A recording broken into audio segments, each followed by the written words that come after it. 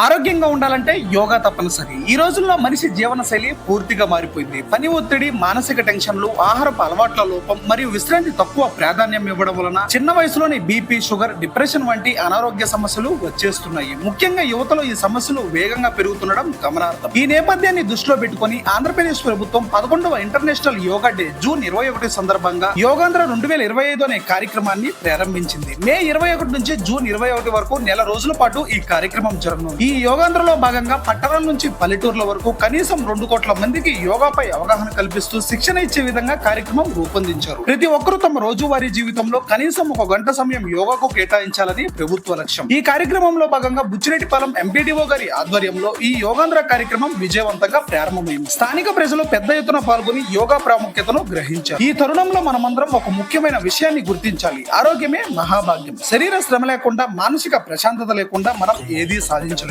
అందువల్ల ప్రతి ఒక్కరూ రోజు 1 గంట యోగా చేసుకోవడం మన ఆరోగ్యానికి ఒక గొప్ప పెట్టుబడి. యోగా నేర్చుకుందాం, ఆరోగ్యంగా జీవిద్దాం. ప్రతి ఒక్కరు మీ దగ్గరలో ఉన్న యోగా శిక్షణ కేంద్రాలకు వెళ్లి యోగా నేర్చుకోండి. ఈ రీల్ మీ ఫ్రెండ్స్ అండ్ ఫ్యామిలీ మెంబర్స్ కు షేర్ చేసేయండి. సైనింగ్ ఆఫ్, మీ ఐ లవ్ బుచ్చిరెడ్డిపాలెం.